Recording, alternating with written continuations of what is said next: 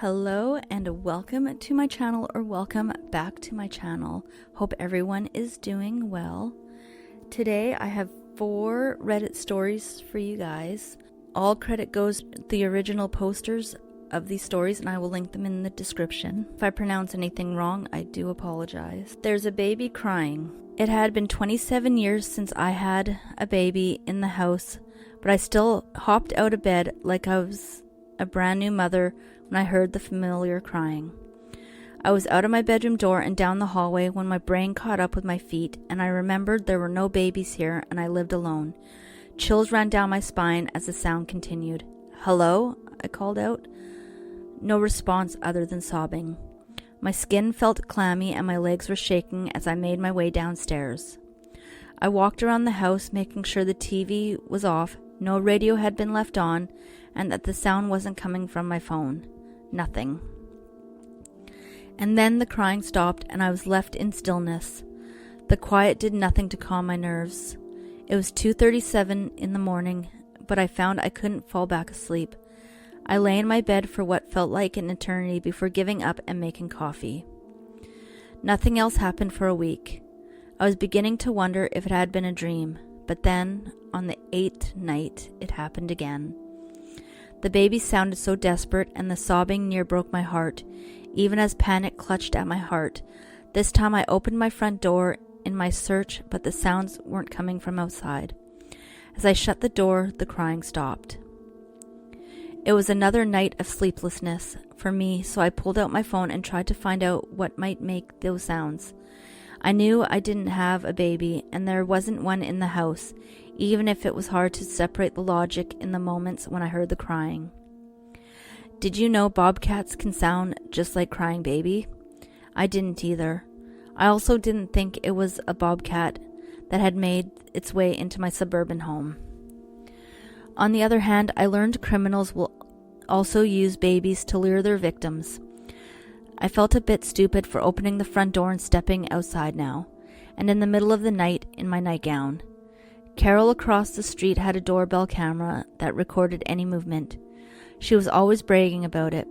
I was pretty sure she'd have a sight to see when she checked it in the morning. Regardless, neither of those things made a whole lot of sense, since the sound would have been coming from outside my house, and this was definitely something inside. I called my son when the hour was a bit more reasonable and talked it over with him. I tried to focus on the crying and not the way it made me feel. Haunted. Like a worried mom in one second and like I was prey the next. Helpless all the while.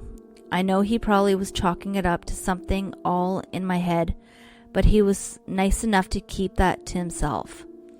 He said it was possible that something in my house was making up the sounds from a baby monitor. That confused me, but he seemed pretty certain it could actually happen. I was relieved for any type of explanation. He offered to come by and check the house, but also suggested turning off the Wi-Fi when I go to bed or when the crying started to see if it makes a difference.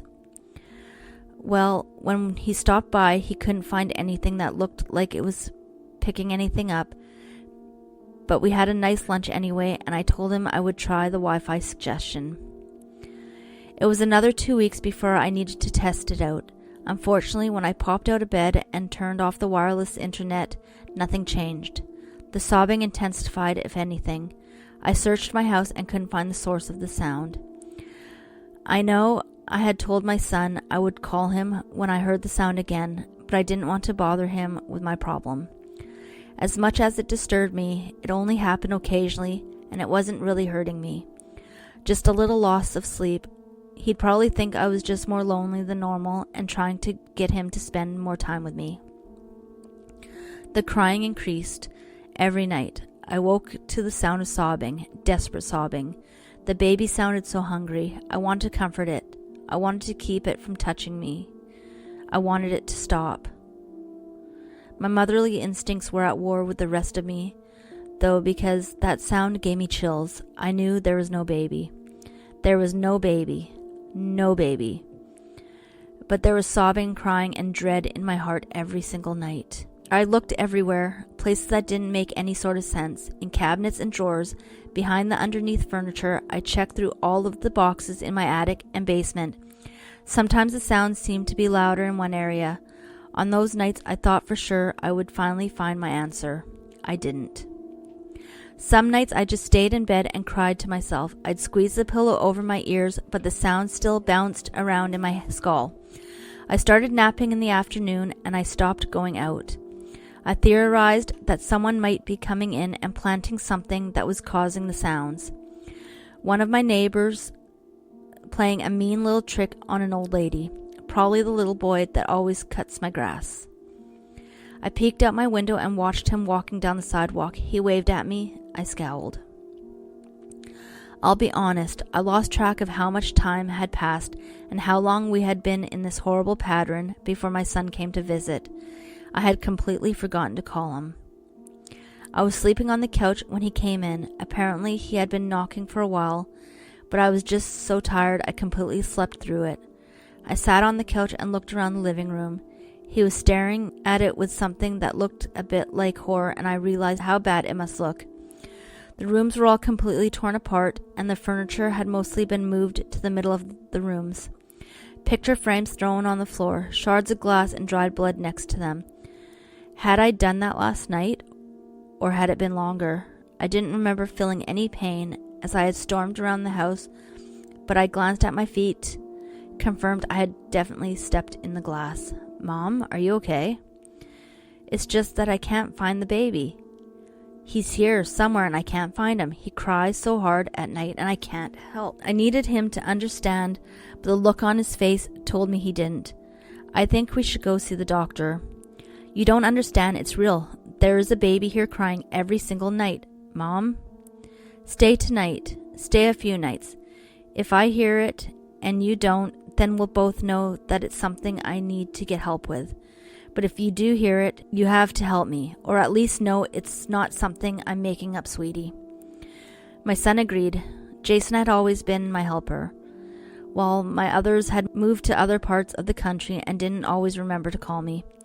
Jason usually called once a week or so, and we had a monthly dinner together. He was there when I needed my gutters cleaned, and helped to put my decorations up. Normally, he would have helped me move the furniture too, reminded me that it was too heavy for me to try to move on my own, and that I would hurt myself for something big like that. He might even bring his friends with him, and then I would have a full house again. Their childhood hadn't been all sunshine and roses, especially after their father had disappeared on us. But I missed it so much. I missed having the house full of noise, and I missed cooking for a huge group of hungry people and sharing a meal and hearing about everyone's lives. Kathy called fairly regularly too. Even though I knew she was busy with her own family now, she would sometimes video call me while she ate lunch and we would eat together then. That night was silent. It was the first night in so long that I had not been awoken by the sounds of crying, that I woke myself up around 4 a.m. The quiet felt wrong. I almost got up to look anyway, but like any exhausted mother, I went back to sleep. Hadn't I always been told to sleep when the baby sleeps? The next night was the same. While it was nice to have Jason there in his old bedroom, I knew he was doubting me even more than he had initially. Did you hear anything last night, Mom? No, it was perfectly quiet. In the evenings, he had started to help me put the house back together, and I would cook him one of his favorite dinners. I wondered briefly if I had been hearing the crying because I was lonely. Maybe I should get a dog to help fill the emptiness of the house. On the fourth night, we met in the hallway with the sound of crying surrounding us. You don't have to tell me. I should have trusted you. His face was pale as a ghost. Goosebumps coaxed his arms. We searched the same way I had. He turned off the Wi-Fi, searched outside, moved furniture. Over coffee and after the crying had finally stopped, he suggested I move. Mom, we know it's not really a baby, or it's a baby and it's not really in this house. I conceded the point but refused to move. There was something in this house that needed me. I wanted to be needed more than I was scared of what it needed from me. and I had weathered harder storms than this one without losing my home. I wasn't leaving just because of whatever this was. As I write this, I want you to know that I still feel that way. I can't run from my home just because things get hard. The crying continued every night, as if it had just waited to introduce itself to Jason, and now it was back on its previous schedule. Mom, I don't want to scare you, so I'm warning you now. I'm checking the walls. For the baby? For a baby monitor or a speaker maybe. We talked about this. There's no way it's an actual baby. So should we start moving stuff to the center of the rooms? That's the other thing. Kathy, Mary, and Brian are all going to be here tomorrow night, and they're going to help you move. I know you don't want to, but at least temporarily. You can stay in my guest room. We'll put your stuff in storage for the moment, so I want you to pack up a few boxes with the things you want to bring to my house, and we'll pack up the rest of your stuff for storage.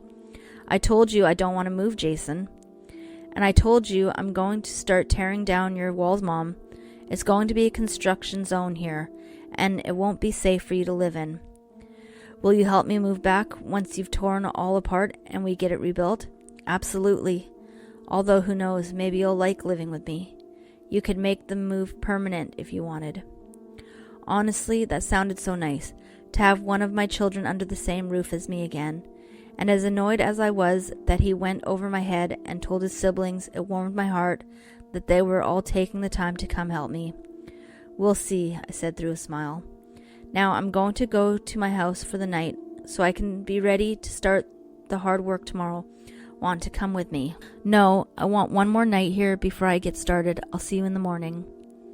I ran my hand down one of the walls as he left. I loved my home. I loved the way it looked and the way it made me feel. It had always made me feel safe to be here. The crying had changed that. I felt anxious every night, knowing that somewhere in my house was a cry for help and I could do nothing.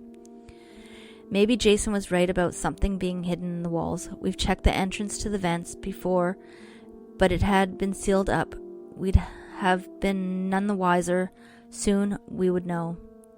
I started to pack up the things I needed in my room and went down to the basement to grab more boxes. The crying started, louder this time than it had been before. In the far corner, I saw a door. Now, I lived in this house for 35 years. I know every square foot of this house, my heart so well. I could navigate it in the dark. The door was new to me at least, because the thing itself looked old.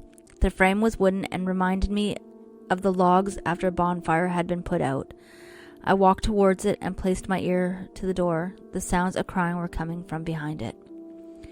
I've been sitting on the basement stairs typing this story very slowly on my phone. I know if I tell Jason or any of my other children, they would stop me. I don't want them to think I've disappeared on them like their father did. I know that was incredibly traumatic in their formative years, but there is a baby behind the door and it needs me. The crying and sobbing has been getting more intense and I have tears running down my face just thinking about it. I'm going to open the door and I'll go in, but I don't think I'll be coming back out when I do. My children, I'll miss you, but I think you have a new little sibling who needs me more now. Maybe someday we'll come back so you can meet. The bizarre things happening in the same night. So this happened a few years ago, but I still remember it vividly because it was the most shocking thing that ever happened to me, and I'd like some opinions.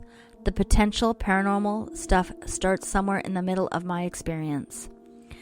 Back then, I was a student living with my sister who was almost never home. I had an interest in lucid dreaming and I read about it but never managed to achieve it. One night I had a dream that I was outside my workplace in a kid's bicycle. The atmosphere was orange-black, very bleak. I was having fun chatting with friends. Suddenly, my body starts floating and I start flying. I thought to myself, wait, I know I'm asleep. And I tried not to get too excited so I don't wake up. I'm flying around like a happy stone guy smiling, and then I see in the long distance someone flying towards me. It was quite far, so it was just a black entity to me. Now that I'm typing it, I'm shitting myself, but at that moment I didn't feel fear. I got closer, but the entity did not become any clearer, and I said, hi, and at the moment started falling. My body was vibrating, and I gradually woke up feeling and hearing strong vibrations. I opened my eyes. I was laying on the side facing the wall with my room door behind me. Eyes wide open, I felt from the very first second of waking up that there was someone in the room. I cannot describe how sure I was. It was as if someone was standing in front of me, but there was no one there. Thoughts racing, what should I do? Somebody broke in. If I turn around, they could attack me. Would it be better to just pretend I'm sleeping? I wanted to cry and just stayed there motionless. I was not dreaming. I could hear the neighbor coughing like every night. I could smell the ashtray just a meter away. I even pinched myself. After a few minutes that felt like eternity, I felt the sheet covering me being lifted on my backside. I felt I would die of shock, but not fear per se. I felt someone's weight lightly on my bed, and then the sheets, and then a very slight touch in my whole back body, like someone was cuddling me. And that was it. I waited a few more minutes and turned around. No one was there. My door was closed the whole time. My sister was not at home that night either. All I can say is that I don't remember feeling fear for much of it, but I do when I remember it. The only other kind of strange thing that happened like 5-6 times was me hearing my girlfriend whispering my name in my ear when I was home, alone trying to sleep, but the exact same thing happened to her as well. This was also some time ago, and very, very rarely, like once or twice a year, have some very frightening demonic dreams that are so intense yet random that I forget about them. Before this experience, I used to have demonic dreams followed by sleep paralysis, but this also hasn't happened in a long time. What could it be? Creepy man from my hometown. I'm an 18 female and just left school and my hometown early this year. This is quite a long story, but I'll try to keep it as short as possible. Last year I came across a really creepy dude. I first saw this guy walking home from school one day, and he was standing out in front of his gate. He stopped me to talk to me, and the first thing he said was, "You're so tall, do you model?" And stuff like that, which I thought was creepy for a 60-year-old man to say to a 17-year-old in a school uniform. It got worse from there, and he told me how beautiful he thinks blonde women are. I'm blonde. He said these things while staring at me intensely. I felt so uncomfortable and had to get out of there. So I told him my dad was waiting for me at home and I had to go, and I walked away as soon as possible. His house was right at the turn off to my street, and he could see my house from his driveway. As I walked to my house and opened the front door, he was watching from his driveway the whole time. A few days later, I was walking home again, and I got halfway down the road and saw him standing at his gate again. I immediately said nope and turned around. I took a different route down another street and walked across a field to get home and completely avoided him. I walked home that way for the rest of the year. At the end of the year, after I finished high school, I started working at a cafe over the summer in the main street of my town. I had completely forgot about the gate man until one day he walked in. He recognized me straight away and asked me what my name was. I told him a name similar sounding to my real name, because I didn't want him to know my real name. He told me, "Now that I know you work here, I'm coming in here more often," smirking at me. And he did. He came in almost every day I worked. He would sit directly across from the counter and just stare at me. He knew I noticed it and didn't bother him. He just kept staring. One morning he told me he was going across the road to the bank to get money out to tip me. I didn't want to talk to him, so once he had gone, I went out back to mop in the chiller and shut the door. I stayed out there for about 20 minutes, and then when I closed the chiller door, he was standing right behind it staring at me. I didn't know how long he'd been standing there, waiting for me to come out. I started seeing him around town a lot and got paranoid he was following me. I was so creeped out and uncomfortable at this point, so I told my manager, who just laughed and thought it was funny. She never did anything about it. He started coming in when I wasn't working, asking where I was. My coworkers would just say, "She's not working today. We don't know where she is." He eventually worked out my real name. I told my dad and my boyfriend about it, and they told me if he comes in again to ring them. I made sure to look at his name when I scanned his vaccination pass in case anything happened. He came in again the next day, and he said to me, "It's cool you're going to my beauty school name and moving to my city name next year. I'll be sad to see you go." The creepy fucking thing about this is I never told him I was going there, and I never would. I asked my coworkers if they told him, and they all swear they didn't. I don't know how he found that out. Looking back, I should have gone to the cops, but I also worried I didn't have enough evidence and they wouldn't believe me. I'm safe now and have moved away, but I'm so glad nothing happened to me. I only live 2 hours away though, and I go back there to see my family often, so I'm scared I'll run into him. I hope I never see that man again. Spooky story: the large dark mass that occupied my home. So about a year ago now, I moved into my basement, and I always had weird vibes about my basement. I felt like every time I opened the door, I had a feeling of dread and anxiety. Our basement is completely finished and not like spooky, but the energy and the vibe was off. Nothing like the upstairs, so I moved into the room down here, and a few months passed by. Everything was fine, but I did sometimes get the feeling I was being watched. Over this past year, I have also tuned into my intuition more and my visions. So anyways, when I would leave my room to go to the kitchen or bathroom, I started to see things out of the corner of my eye. Dark little figures rushing by and then disappearing. I didn't like the way it made me feel, and the feeling just got worse and worse. I started to develop really bad waves of depression, anxiety, and loneliness. I felt like I couldn't do anything. I felt hopeless. Soon after, I started feeling like I wanted to die, but that has never been a thought that has crossed my mind. I've been depressed times before, but this was different. I felt as if the thoughts in my head weren't mine, and like I was trapped to feel this way. I started to understand more that the thoughts in my head weren't mine. I talked to my family and friends. My family is very spiritual. We sat in a circle and turned on our camera we have in our house. We have it there because we have family members who have passed who reside in our house, and their orbs pop up often. So we just sat there. I was staring at a specific spot, and I saw this very large dark mass just standing there. And just before this, there were about 3 orbs on the camera, and right before this mass appeared, the orbs were gone. I looked up to see it off camera, and I could. I looked back at the camera and it was gone. My friends saw it, but my family didn't. Maybe a day after, I had people over, and all night they said they felt like they were being watched, and it felt really off, and at like 1 a.m. I went into my kitchen and all the cabinets were open. This spooked me and the lights flickered. I started to get mad because I didn't need this thing physically hurting me as well. I don't know, but all I know was that its intentions were not good. This mass was feeding off my negativity because I was vulnerable.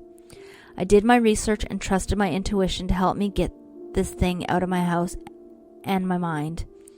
I cleansed my whole house and used every piece of strength in me to get this motherfucker out of my house. I didn't want to leave. I felt a weight lifted from my space, but the banging in the attic was new. Not long after that, I thought it was gone.